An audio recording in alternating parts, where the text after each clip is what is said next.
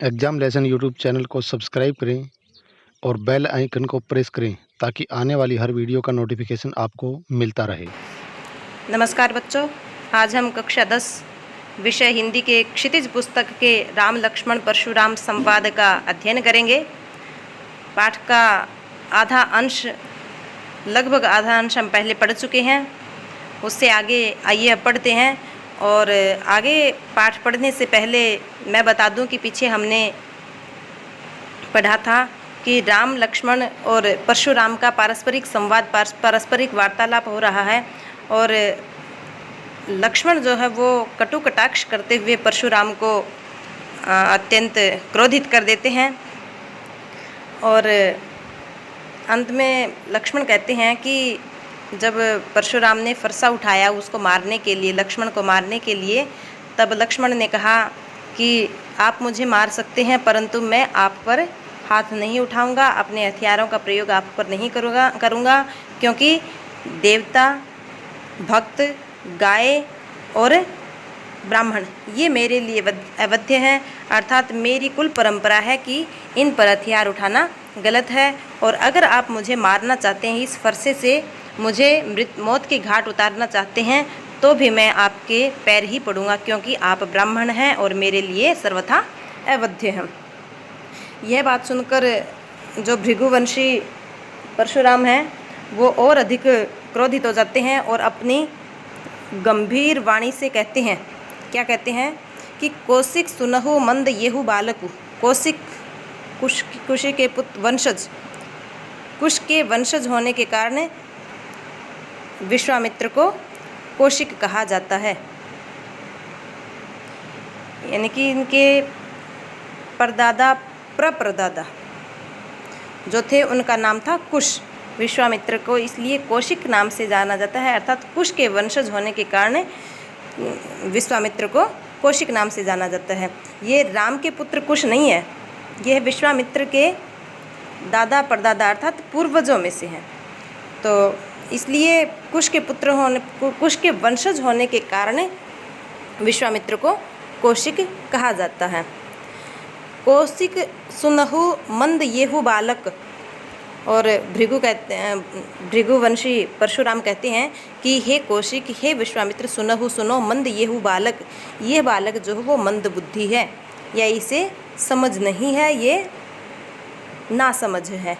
कुटिलु कालबस निज कुलघालकु। और ये क्या है? कुटिल बालक है, कालबस, ये मौत के बस होकर, मौत के वशीभूत होकर, मृत्यु के वशीभूत होकर निज कुल घालकु, अपने वंश का, अपने कुल का नाश करने वाला बन रहा है। परशुराम जी कहते हैं विश्वामित्र से कि हे कौशिक मुनि, हे विश्वामित्र, सुनो, यह जो बालक है वो मंदबुद्धि है और कुटिल चाल चलने वाला है और मृत्यु के वशीभूत होकर ये अपने कुल का नाश करने वाला बनेगा।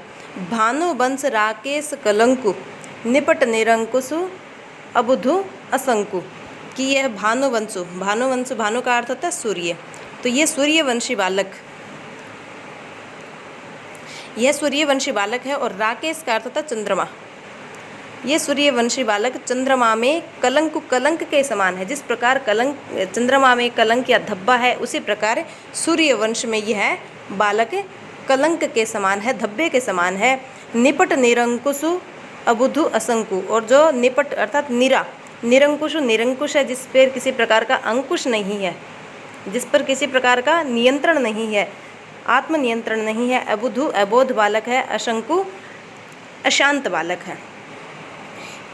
काल कवलु होई ही छन माही, कहो पुकारी खोरी मोहि नाही। और आगे परशुराम जी कहते हैं कि काल कवलु, काल के वशीभूत होकर, अर्थात मृत्यु के ग्रास में, काल कवलित होना, मौत के मुंह में जाना, मौत के मुंह में जाना। तो मौत के मुंह में जाने वाला बालक यह है क्षण माही, क्षण भर में, अर्थात पल भर में यह बालक मौत के मुंह में जाने वाला है, अर्थात मेरे द्वारा मारा जाने वाला है। पल भर में ही मैं इसको मौत के मुंह में पहुंचा दूंगा या मौत के घाट उतार दूंगा। क्षण माही, क्षण का मतलब क्षण भर, पल भर में ही यह बालक मौत के ग्रास में चला जाएगा या मौत इसको अपने पास बुला लेगी, क्योंकि मैं इसका वध कर दूंगा। कहूँ पुकारी खोरी मोहि नाही, और मैं ये बात मैं पुकार कर कह रहा हूँ कि क्षण भर में ही मैं इसको मौत के घाट उतार दूंगा। कहूँ पुकारी, ये बात मैं पुकार कर कह रहा हूँ या आप सब राजाओं के सामने कह रहा हूँ। खोरी मोहि नाही, फिर मुझे किसी प्रकार का दोष मत देना या मुझे दोषी मत मानना। मैं आपको ये बात आप सब के सामने, बाकी सब राजाओं के सामने भी पुकार कर कहता हूँ कि यह बालक पल भर में ही मौत के मुँह में चला जाएगा, फिर मुझे किसी प्रकार का दोष मत देना।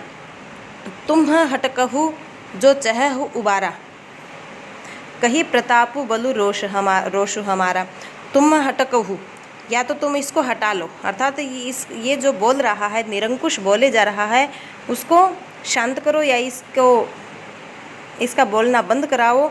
जो चहहु उबारा, यदि चहहु चाहते हो, उबारा इसको उबारना अर्थात मौत के मुंह से बाहर निकालना चाहते हो तो इसको हटा लो, अर्थात ये जो बिना नियंत्रण के बोले जा रहा है उसको बंद कराओ, अर्थात इसका बोलना बंद कराओ। अगर तुम चहहु उबारा, अगर तुम इसे मौत के मुंह से बाहर निकालना चाहते हो तो इसको चुप कराओ। कही प्रतापु बलु रोष हमारा, और इसको कही कहो, बताओ कि प्रताप बलु का मतलब बल, हमारी वीरता के बारे में, हमारे बल के बारे में, और रोष का मतलब था क्रोध, हमारे क्रोध के बारे में इसे कही कहो, बताओ कि हे विश्वामित्र, यदि आप इसको बचाना चाहते हो, मौत के मुंह से बाहर निकालना चाहते हो तो आप इसे शांत कराओ और इसको बताओ। क्या बताओ? कि मेरे प्रताप के बारे में, मेरी वीरता के बारे में, मेरे बल के बारे में और मेरे क्रोध के बारे में बताओ। लखन के कहे वो मुनि सुजसु तुम्हारा, तुम ही अच्छत को भर न पारा। अब फिर लक्ष्मण चुप नहीं हुए और लक्ष्मण ने आगे कटाक्ष करते हुए कहा कि लखन कहे, वो लखन ने कहा कि मुनि सुजसु तुम्हारा, कि हे मुनि, सुजसु का मतलब सुयश, तुम्हारा जो यश सुयश है, तुम्हारी जो प्रसिद्धि है वो तुम ही अच्छत, तुमसे अच्छत अच्छे प्रकार से को वर्ण पारा, को कौन वर्ण वर्णन करने में पारा समर्थ है हम। तुम्हारी जो प्रसिद्धि है, तुम्हारा जो यश है, उस यश को तुम्हारे से अच्छा कौन वर्णन कर सकता है। कहने का मतलब यहाँ लक्ष्मण जी कहना चाहते हैं कि अब तक तुम अपनी प्रशंसा कर रहे हो, आत्म प्रशंसा कर रहे हो, अपनी बड़ाई कर रहे हो, तो तुमसे अच्छा अपनी प्रशंसा, तुम्हारी प्रशंसा, तुमसे अच्छी तुम्हारी प्रशंसा करने में कौन समर्थ है। अर्थात तुम मुनि को ये बात क्यों कह रहे हो कि मेरे प्रताप के बारे में, मेरे बल के बारे में और मेरे गुस्से के बारे में बताओ। ये तो आप पहले ही बता चुके हैं, अर्थात तुम्हारा जो यश है वो तो तुमने अच्छे से वर्णन कर दिया है उसका, तो अब मुनि के बताने के लिए रह ही क्या गया है। अपने मुँह तुम आपनी करनी, अपने मुँह ही अर्थात अपने आप ही, तुम आपनी करनी, अपनी करनी को बता रहे हो, अपने मुँह से तुम अपनी प्रशंसा कर रहे हो। बार अनेक भांति बहुवर्णी, और बार अनेक बार तुमने अपनी प्रशंसा की है, और भांति बहु बहुत प्रकार, भांति का मतलब होता है प्रकार, बहुत प्रकार से तुमने अपनी वर्णी, अपना वर्णन कर लिया है कि तुम्हारी जो खुद की करनी है, यानी कि तुम्हारी जो खुद की जो वीरता के कार्य हैं, उन वीरता के कार्यों को तुमने अनेक बार और अनेक प्रकार से वर्णन कर दिया है या कह दिया है। नहीं संतोषु तब पुनि कछु कहु, अगर फिर भी नहीं संतोषु, तुम्हें संतोष नहीं है, तुम्हें आत्मसंतुष्टि नहीं मिली इतना कुछ कहने के बाद कि बार बार मुझे फरसा दिखा रहे हो, बार बार अपना गुणगान कर रहे हो, अपनी वीरता का बखान कर रहे हो, तो तुम्हारे से अच्छा तुम्हारी वीरता का वर्णन और कौन कर सकता है। और तुम अपनी करनी अर्थात अपने वीरता के कार्यों को अनेक प्रकार से और अनेक बार मुझे बता चुके हो। फिर भी अगर यदि आपको संतोष नहीं है तो पुण्य का मतलब फिर से कछु कहो, फिर कुछ कह दो। यदि आपको इतना कुछ कहने के बाद भी संतुष्टि नहीं है, अपनी प्रशंसा करने से संतुष्ट नहीं हो, तो अब भी आप कह सकते हो, अर्थात जो कुछ बाकी बच गया वो है भी कह दो। जनि रिस रोकी दुख सहहु, जनि रिस रोकी, रिस का मतलब क्रोध, अपने क्रोध को रोककर दुसहनीय दुख को सहहु, क्यों सह रहे हो। कि तुम्हें अगर अभी भी कुछ कहना है, तुम्हें अपनी प्रशंसा करके संतुष्टि नहीं मिली है, तो आप अपने क्रोध, तो आप फिर से कह दो, अपने क्रोध को देखकर आप क्यों दुख सहन कर रहे हो, अपने गुस्से पर नियंत्रण करके आप उस दुख को सहन क्यों कर रहे हो, अर्थात तुम्हें संतुष्टि नहीं है तो अपना बखान फिर से कर दो। वीर व्रति तुम्ह धीर अछोभा, गारी देत न पावहु शोभा। वीर व्रति, हे वीर व्रति, हे वीरता के व्रत को धारण करने वाले मुनि, कि वीर व्रति हो तुम तो वीर व्रति हो, वीरता का व्रत धारण करने वाले हो। धीर का मतलब धैर्यशाली हो, और अक्षोभा मतलब क्षोभ से रहित हो, क्षोभ रहित हो। गारी देत न पावहु शोभा, गारी देते हुए तुम्हें शोभा न पावहु नहीं, गाली देना तुम्हें शोभा नहीं देता।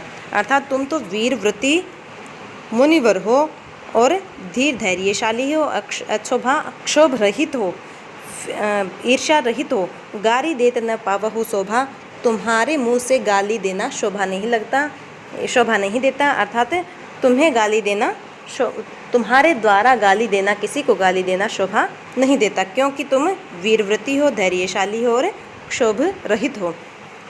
सूर समर करनी करही, कही न जनावही आप, विद्यमान रन पाई रिपु, कायर कथहि प्रताप।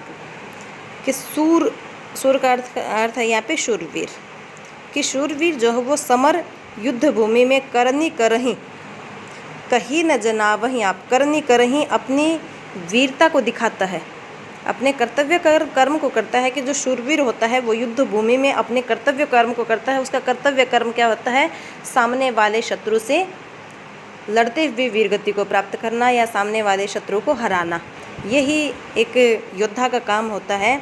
तो सूर समर करनी करही, कि जो वास्तव में शूरवीर होता है वो युद्ध भूमि में अपने कर्तव्य कर्म को करता है। कहीं न जनावही आप मतलब खुद ही, जनावही न कही अपने आप का, अपने खुद का, अर्थात अपना परिचय नहीं देता।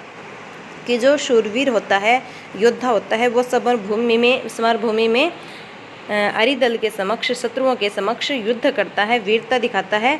कहीं न जनावही आप अपनी प्रशंसा नहीं करता या अपने कर्तव्यों का बखान नहीं करता, अपना परिचय नहीं देता कि मैं ऐसा हूँ, मैं ये कर सकता हूँ और मैं सबको यमलोक पहुँचा सकता हूँ। इस प्रकार की बातें युद्ध भूमि में शूरवीर नहीं करता। विद्यमान रन पाई रिपु, कायर कथहि प्रतापु, कि विद्यमान उपस्थित होने पर, रणभूमि में युद्ध भूमि में उपस्थित होने पर, रिपु का मतलब शत्रु, कायर शत्रु ही, कायर होता है डरपोक। कि युद्ध भूमि में उपस्थित होने पर, युद्ध भूमि में सामने शत्रु दल के उपस्थित होने पर, कायर ही कथहु प्रतापो, जो कायर होता है, डरपोक होता है, वो ही अपने प्रताप को, अपनी वीरता को बताता है या अपनी वीरता का गुणगान स्वयं करता है। अर्थात जो कायर होता है वो ही अपनी वीरता का बखान करता है। ऐसा लक्ष्मण जी ने परशुराम जी को कहा, क्योंकि परशुराम उसको बार बार फरसा दिखा रहे थे लक्ष्मण को। तब लक्ष्मण अत्यधिक क्रोधित होकर ऐसी बातें कहते हैं जिससे परशुराम भी और ज़्यादा क्रोधित हो जाते हैं और वो कहते हैं कि तुमने तो इतना बखान कर दिया, इतनी प्रशंसा कर दी और फिर भी आप मुनि से कह रहे हैं कि मेरे प्रताप और क्रोध के बारे में मुझे बताएं। तो मैं तो आपके क्रोध को देख चुका हूँ, परंतु आप अपनी बड़ाई उसी प्रकार से कर रहे हैं जिस प्रकार युद्ध भूमि में एक कायर आत्म प्रशंसा करता है, और शूरवीरों को ये सब शोभा नहीं देता। आगे कहा है कि तुम है तो कालू हाँक जनु लावा, कि तुम है तो अर्थात तुम तो, हे परशुराम जी, तुम तो काल को हाँक जन बुलावा, मानो पुकार के बुला रहे हैं। तुम तो काल को पुकार रहे हैं, आवाज़ देकर काल को बुला रहे हैं। बार बार मोही लागी बुलावा, और बार बार मोही मेरे लिए लागी बुलावा बुला के ला रहे हैं। ऐसा लग रहा है तुम काल को अर्थात मौत को हाँक दे रहे हैं, अर्थात पुकार रहे हैं, आवाज़ दे रहे हैं, और बार बार मोही लागी बुलावा, और बार बार उस काल को मेरे लिए बुला रहे हैं। अर्थात मौत को तो आप ऐसा लग रहा है जैसे मेरे लिए पुकार कर लाने की कोशिश कर रहे हैं। सुनत लखन के बचन कठोरा, अब ऊपर जो लक्ष्मण ने कहा वो उन कठोर वचनों को सुनकर परसु सुधारी धरेहु कर घोरा, परशुराम ने अपने परसु को सुधारी ठीक से, धरेहु पकड़ा कर हाथ में घोरा भयंकर, उस भयंकर परशु को संभाल कर अपने हाथ में पकड़ा, अर्थात उस पर वार करने के लिए उस परशु को अच्छे से अपने हाथ में पकड़ा। अब जनी देई दोसु मोहि लोगु, कटुबादी बालकु बध जोगु। अब जनी देई दोसु मोहि लोगु, कि आप लोग अब जनी अब देई दोगे दोष मोहि मुझे, अब आप लोग मुझे दोष दोगे। और यह कटुवादी का मतलब कड़वा बोलने वाला, बालकु बालक बध जोगु वध के योग्य है या मारने योग्य है, कि आप लोग अब मुझे दोष दें चाहे, परंतु यह कटुवादी बालक जो है, जो कड़वा बोलने वाला जो बालक है, वो वध के योग्य ही है, अर्थात मारने योग्य है। परशुराम जी का कहना है कि अब यह बालक अब इस बालक को मारना ही होगा, या मेरे द्वारा यह बालक अब तो ज़रूर वध्य है। बाल बिलो की बहुत मैं बाँचा, कि बाल बिलो की बालक समझ कर या बालक जानकर, बहुत बार मैंने इसे बाँचा समझाया है। बाँचना मतलब बोलना, तो मैंने इसको बहुत बार कह के समझाया है, यानी कि बालक समझकर मैं इसको बहुत बार कह चुका हूँ। अब ये हूँ मरनी हार भा साँचा, अब ये हूँ यही, यह जो बालक है अर्थात लक्ष्मण जो है वो मरने के लिए तैयार है। भागार्थ है साँचा सचमुच, अब यह बालक सचमुच में मरने को आतुर है, अर्थात अब इसको मुझे मारना ही होगा सचमुच। अब तक मैं इसे बालक समझकर बहुत बार समझा चुका हूँ, बोल चुका हूँ। अब ये हूँ मरनी हार भाषाचा, अब वास्तव में यह मरने की योग्य ही है। कौशिक कहा क्षमिह अपराधु, बाल दोष गुण गनहीन साधु। अब विश्वामित्र जी ने सोचा कि कभी ऐसा ना हो कि परशुराम वास्तव में लक्ष्मण पर प्रहार कर दें या उस फरसे का प्रयोग कर दें। तब कौशिक ने कहा अर्थात विश्वामित्र ने कहा क्षमीय अपराधु, की हे मुनिवर अपराध को क्षमा कर दो, यानी कि इस बच्चे ने जो अपराध किया है वो उसे क्षमा करो। बाल दोष गुण गणहीन साधु, क्योंकि साधु लोग जो होते हैं वो बाल दोष बच्चों के दोष और गुणों को गणना नहीं करते, या बालकों के गुण और दोष को क्षमा कर देते हैं, या बालकों के गुण और दोष को नहीं देखते साधुजन। खर कुठार में अकरुण को ही, आगे अपराधी गुरुद्रोही, कि मेरी जो कुठार है और मेरा जो क्रोध है और मैं जो अकरुणा वाला हूँ। परशुराम जी कहते हैं जब कौशिक ने कहा अर्थात विश्वामित्र ने जब कहा कि बच्चे के दोष और गुण की साधु लोग गणना नहीं करते, इसलिए आप इस बालक के अपराध को क्षमा कर दीजिए। तब परशुराम जी ने कहा कि मेरी जो कुठार है, मेरा जो कुल्हाड़ा है वो खर तेज धार वाला है, धारदार, मेरी तेज धारदार तलवार या कुठार जो है वो, और मैं अकरुणा वाला हूँ। अकरुणा अर्थात दयाहीन हूँ, को ही क्रोधी हूँ, कि मेरा जो फरसा है वो तेज धार वाला है और मैं करुणाहीन हूँ, दया रहित हूँ, को ही क्रोधी हूँ। आगे अपराधी गुरुद्रोही, और मेरे आगे ऐसा अपराधी खड़ा है जो गुरुद्रोही, गुरु का द्रोह कर रहा है, गुरु से द्रोह कर रहा है, गुरु की ईर्ष्या, गुरु का अपमान करने वाला गुरुद्रोही मेरे सामने खड़ा है। और मेरी जो तेज धारदार जो कुठार है वो, और मैं जो अकरुणा वाला हूँ, दयाहीन हूँ और क्रोधी हूँ, अब उसको नहीं छोड़ सकता। उत्तर देत छोड़ो बिनु मारे, केवल कौशिक सील तुम्हारे, कि उत्तर देत ये जो बालक गुरुद्रोही मुझे उत्तर दे रहा है या मेरे ऊपर कटु कटाक्ष कर रहा है, वो छोड़ो बिनु मारे, मैं उसको बिना मारे छोड़ता हूँ। केवल कौशिक हे विश्वामित्र सील तुम्हारे सदाचार के कारण, तुम्हारे अच्छे आचरण के कारण मैं इस बालक को बिना मारे छोड़ देता हूँ। कि ये जो मुझे बालक उत्तर देते जा रहा है, उस बालक को मैं केवल हे विश्वामित्र तुम्हारे शील के कारण, तुम्हारे सदाचार के कारण ही बिना मारे छोड़ रहा हूँ। न तो ये ही काटी कुठार कठोरे, न तो नहीं तो ये काट देती कुठार कठोर, ये जो मेरा कठोर कुल्हाड़ा है वो इसे काट देता, अर्थात मेरा जो कठोर कुल्हाड़ा है वो इस पर अपना वार कर देता।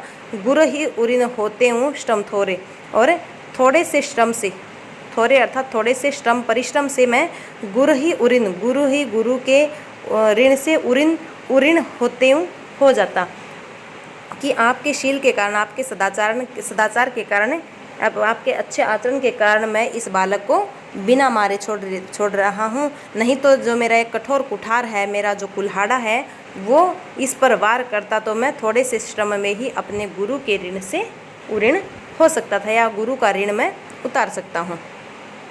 गाधी सुनो कह हृदय हसी मुनि ही हरियरे सूझ। गाधी सुनो, गाधी का पुत्र अर्थात विश्वामित्र के पिता का नाम था गाधी, तो इसलिए गाधी सुनो, सुनो का अर्थ होता पुत्र, गाधी का पुत्र अर्थात गाधी सुनो विश्वामित्र कह हृदय हसी।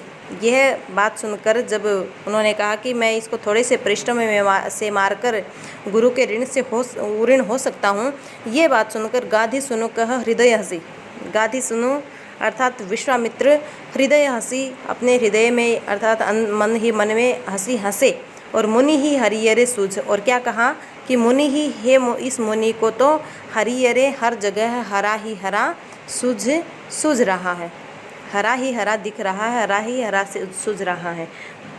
जैसे एक मुहावरा है कि सावन के अंधे को हरा ही हरा दिखता है, अर्थात जो सावन में जो व्यक्ति अंधा हुआ तो जब उसने उसकी दृष्टि खत्म हुई तब उसको हरियाली ही हरियाली दिखाई देती थी, तो सावन में जब वो अंधा हुआ तो उसके आँखों के सामने तो वही छवि बन गई थी।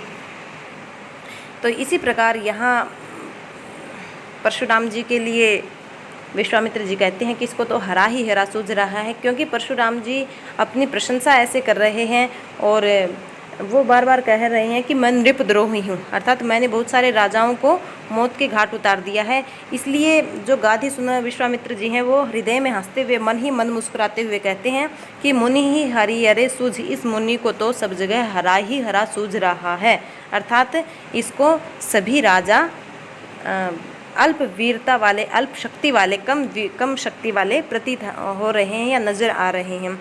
अयमय खांड न ऊखमय अजहू न बूझ अबूझ। अयमय, अय का अर्थ होता है लोहा, तो लोहे से बने हुए हैं ये खांड न नहीं, खांड का अर्थ है चीनी या गुड़, मधुर पदार्थ। न ऊखमय, ऊख का मतलब था ईख अर्थात गन्ने से बनी हुई खांड नहीं है, बल्कि क्या है, अयमय लोहे से बनी है। अजहूँ न बूझ अबूझ, अजहूँ आज तक अर्थात अब तक इस अबूझ, इस अनजान को न बूझ समझ भी नहीं आया है। समझ न आने का अर्थ है परशुराम जी ये नहीं जानते कि ये बालक जो है वो ईख के गन्ने के समान नहीं है, बल्कि लोहे से बने हुए हैं या लोहे की तलवार के समान कठोर हैं। ईख अर्थात गन्ने से बने गुड़ और चीनी के समान नहीं कि जो जल्दी ही पिघल जाए, अर्थात शत्रु के सामने हार न मानने वाले लोहे की तलवार के समान, तेज धार तलवार के समान ये कठोर हैं। तो कौशिक मुनि अर्थात गाधी सुनो अर्थात विश्वामित्र जी मंद मंद मुस्कुराते हुए कहते हैं कि इन मुनि को तो सब जगह हरा ही हरा दिख रहा है, अर्थात सभी नृप या सभी राजकुमार जो वो कम शक्ति वाले लग रहे हैं, और ये नहीं जानते कि ये जो बालक हैं वो ऊखमय न खांड, ईख की या गन्ने की खांड या चीनी के समान नहीं है, बल्कि ये तो अयमय लोहे की तलवार के समान कठोर हैं। अजहू न बूझ अबूझ, यह जो अनजान है वो अजहू न बूझ अब तक नहीं समझ पाया, अर्थात इन बच्चों की वीरता को यह अनजान परशुराम अब तक नहीं जान पाया है। कहे वो लखन मुनि सीलु तुम्हारा, को नहीं जान विदित संसारा। अब लक्ष्मण जी कहते हैं कि हे मुनिवर, सीलु तुम्हारा सील अर्थात सदाचार, तुम्हारे सदाचार के बारे में को नहीं जानत विदित संसारा, कि ऐसा संसार में कौन है कि जो नहीं जानता। आपके सदाचार के बारे में तो संपूर्ण संसार जानता है कि माता पिता ही उरिन भय नीके। अब अति कटु वाणी का प्रयोग करते हुए लक्ष्मण जी कहते हैं उसको, परशुराम जी को, कि माता पिता ही, माता और पिता के ऋण से उरिन भय, उरिन आप हो गए हैं, निके हो गए हैं। माता और पिता के ऋण से तो आप उरिन हो गए हैं, क्योंकि ऐसा माना जाता है कि परशुराम जी ने अपनी माता का वध कर दिया था और उनके पिता की मृत्यु भी उन्हीं के कारण हुई थी, परशुराम जी के कारण हुई थी। तब यहाँ तीखा व्यंग्य करते हुए लक्ष्मण जी कहते हैं कि माता पिता ही उरिन भय नीके। जब परशुराम जी ने कहा कि मैं थोड़े से परिश्रम से अपने गुरु के ऋण से उऋण हो सकता हूँ अब इस बच्चे को मार के, तब लक्ष्मण जी क्रोधित होते हुए कहते हैं कि माता और पिता के ऋण से तुम उऋण हो चुके हो, अर्थात माता पिता का ऋण तो तुमने चुका दिया है। गुरु ऋणों रहा सोच बड़ जी के, अब गुरु के ऋण से भी उऋण होने की सोच रहे हैं कि माता और पिता के ऋण से तो आप उऋण हो चुके हैं, अब गुरु के ऋण से भी उऋण होना चाहते हैं या गुरु के कर्ज को भी उतारना चाहते हैं। सो जनु हमरे ही माथे काढ़ा, और जो गुरु का ऋण जो है वो भी सो जनु वो ऋण भी हमरे ही माथे काढ़ा, हमारे माथे ही गढ़ दिया, हमारे माथे मढ़ दिया कि हमें अगर आप मार लेंगे तो आपके गुरु का ऋण उतर जाएगा। ऐसा लक्ष्मण जी कहते हैं कि वो जो ऋण था, गुरु का ऋण जो था, वो भी तुमने मेरे माथे पर ही मढ़ दिया, मेरे सिर पर ही मढ़ दिया। दिन चली गए ब्याज बड़बाढ़ा, और अब तो गुरु का ऋण चुकाए बहुत दिन हो गए, तो दिन चली गए, बहुत दिन बीत गए, ब्याज बड़बाढ़ा, ब्याज जो वो बहुत बढ़ गया होगा, अर्थात गुरु का ऋण जो उतारना चाहते हो वो अब तक तुमने नहीं उतारा है, तो अब तक तो बहुत दिन हो गए हैं और वो सारा ऋण तुमने मेरे माथे पे मढ़ दिया है, और वो उस ऋण का तो जो कर्ज था उसका तो ब्याज अब तक बहुत बढ़ गया होगा। अब आनी व्यवहारिया बोली कि अब आनिए बुला लो, किसको? व्यवहारिया अर्थात हिसाब करने वाले को, लेखा जोखा करने वाले व्यक्ति को बुला लो कि अब आनी है व्यवहारिया, व्यवहार करना, व्यवहार का मतलब रुपए पैसे का लेन देन का व्यवहार रखने वाला व्यक्ति, तो अब व्यवहारिया को बुला लो अर्थात हिसाब किताब करने वाले व्यक्ति को बुला लो। तुरंत देव मैं थैली खोली, और तुरंत ही देव दे दूंगा, मैं थैली खोली, मैं थैली को खोलकर अर्थात मेरे से जितना भी आप मेरे ऊपर मेरे माथे पर जितना भी आपका कर्ज है वो कर्ज मैं थैली खोलकर आपको दे दूंगा, या जितना मेरे से बन पड़ेगा मैं आपका ऋण उतारने की कोशिश करूंगा। सुनि कटु वचन कुठार सुधारा, अब ये बात सुनकर परशुराम अत्यंत क्रोधित हो जाते हैं, और सुनि कटु वचन, ये कटु वचन सुनकर, ये कटु वाणी सुनकर लक्ष्मण जी की कुठार सुधारा, उन्होंने फिर से कुठार को अपने हाथ में पकड़ लिया, या ठीक ढंग से कुठार को अपने हाथ में धारण कर लिया। हाय हाय सब सभा पुकारा, और तब सभी संपूर्ण सभा ने, अर्थात जो राजा महाराजा स्वयंवर में आए हुए थे, जो राजकुमार आए हुए थे, राजा आए हुए थे, उन सब ने हाय हाय पुकारा, वो सब हाय हाय पुकारने लगे या आवाज़ करने लगे। भृगुवर परशु देखा बहु मोही, विप्र विचारी बचो नृपद्रोही, कि भृगुवर, हे मुनिवर, लक्ष्मण जी कहते हैं कि हे भृगुवर, हे परशुराम जी, परशु देखा वही मोही, मुझे आप परशु देखा वहु, आप मुझे बार बार ये फरसा दिखा रहे हैं, ये कुल्हाड़ा दिखा रहे हैं। विप्र विचारी बचो नृपद्रोही, कि विप्र विचारी, विप्र मानकर, विप्र समझकर, आप ब्राह्मण हो ऐसा विचार करके बच्चों अब तक बचे हुए हो, नृपद्रोही, हे राजाओं का नाश करने वाले, हे राजाओं के नाशक, कि आप ब्राह्मण हैं ऐसा विचार करके मैं आपको छोड़ता जा रहा हूँ, अर्थात मेरे विचार में मैंने ये विचार किया है कि आप ब्राह्मण हैं और ब्राह्मण का वध करना मेरा कर्तव्य नहीं है, तो विप्र विचार कर बचो नृपद्रोही, हे नृपद्रोही, अब तक आप विप्र हैं ये समझकर बचे हुए हैं, अर्थात मैंने ब्राह्मण समझकर आपको अभी तक बचाया हुआ है, नहीं मारा है। मिले न कबहूँ सुभट रनगाढ़े, कि आपको ऐसा लगता है कि मिले न नहीं मिले हैं कबहू कभी भी, सुभट होता है सैनिक, अच्छे सैनिक, गाढ़े मतलब वीर सैनिक तुम्हें रणभूमि में अब तक नहीं मिले हैं, अर्थात तुम कहते हो कि मैं नृपद्रोही हूँ, मैंने बहुत से राजाओं का संहार किया है, तो मेरा ये मानना है कि आपको अब तक कोई भी युद्ध भूमि में अच्छा सैनिक, वीर सैनिक नहीं मिला है, अर्थात वीर सैनिक से तुम्हारा सामना नहीं हुआ है। द्विज देवता घर ही के बाढ़े, और मेरा ये मानना है कि द्विज अर्थात ब्राह्मण और देवता, ब्राह्मण और देवता जो है वो घर ही के बाढ़े, घर में ही सुशोभित होते हैं, घर में रहने पर ही शोभा देते हैं। तो मैं तो ये मानता हूँ कि या तो तुमने रणभूमि में किसी वीर योद्धा का सामना नहीं किया है, और आप ब्राह्मण हैं, इसलिए मेरा मानना है कि ब्राह्मण और देवता जो वो घर में ही सुशोभित होते हैं, घर में ही शोभा देते हैं।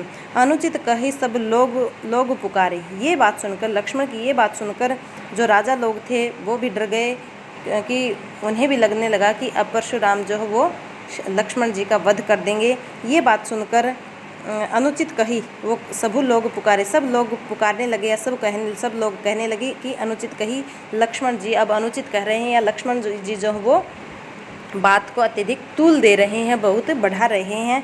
तो सब लोग पुकार कर कहने लगे कि यह गलत है। रघुपति सयन ही लखनऊ निवारे, और रघुपति ने सयन ही का मतलब संकेत करते हुए, इशारा करते हुए, संकेत करते हुए लखन को नेवारे हटा दिया या रोका। रघुपति अर्थात राम ने सयन ही संकेत करते हुए, इशारा करते हुए लखनऊ नेवारे, लखन को अर्थात लक्ष्मण को नेवारे रोका, लक्ष्मण को बोलने से रोका या लक्ष्मण की तरफ चुप रहने के लिए इशारा किया। लखन उतर आहुति सरिस भृगुवर कोप कृसानु, और लक्ष्मण ने जो उत्तर दिया अर्थात जो बातें कही कि तुमने अब तक के रणभूमि में, युद्ध भूमि में किसी वीर योद्धा से सामना नहीं किया है और आप घर पे ही शोभा देते या घर रहते तो ही अच्छा होता। ये बात सुनकर, इस उत्तर को सुनकर आहुति सरिस, आहुति के समान भृगुवर कोप का अर्थ है क्रोध, जो परशुराम जी थे उनका जो क्रोध है वो क्रोध रूपी कृसानु का मतलब होता है अग्नि, उनकी जो क्रोध रूपी अग्नि जो थी वो आहुति सरिस का अर्थ होता है समान, और आहुति जो हम यज्ञ में सामग्री डालते हैं वो उसे हम आहुति बोलते हैं। तो इस पंक्ति का अर्थ हुआ कि लक्ष्मण के उत्तर से भृगुवर कोपु कृसानु, भृगुवर के जो क्रोध रूपी अग्नि थी उसमें आहुति सरिस, उसके उत्तर ने, लक्ष्मण के उत्तर ने आहुति का काम किया। जिस प्रकार हम अग्नि में आहुति डालते हैं तो वो अग्नि की लो जो वो बढ़ जाती है, अग्नि का ताप बढ़ जाता है, तो उसी प्रकार लक्ष्मण के उत्तर ने भृगुवर कोपु अर्थात परशुराम के क्रोध रूपी कोप में या कोप रूपी अग्नि में, क्रोध रूपी अग्नि में आहुति सरिस, आहुति का काम किया अर्थात क्रोध रूपी अग्नि को और बढ़ा दिया। बढ़त देखे जल सम वचन बोले रघुकुल भानु, और वो क्रोध रूपी जो अग्नि थी परशुराम की उसे बढ़ती हुई देखकर अर्थात परशुराम जी के बढ़ते हुए क्रोध को देखकर जल के समान शीतल, जल का गुण होता है शीतलता देना, अर्थात जल के समान शीतल वचन बोले रघुकुल भानु, रघुकुल के सूर्य अर्थात रघुवंश के प्रसिद्ध राजकुमार सूर्य कहा है यहाँ पे, रघुकुल भानु कहा है यहाँ पे राम को, अर्थात रघुकुल भानु, रघुकुल के सूर्य रूपी राम जल संवचन बोले। तब परशुराम जी को शांत करने के लिए शांति पूर्वक वचन बोले, और रघुकुल भानु अर्थात राम की बातें सुनकर परशुराम का क्रोध शांत हो गया। इसी के साथ इस पाठ का भी समापन हुआ, और मेरा आपसे अनुरोध है कि इस पाठ को अच्छे से समझने के लिए ये वीडियो आप फिर से सुन सकते हैं, देख सकते हैं, और तब तक आप सभी का धन्यवाद।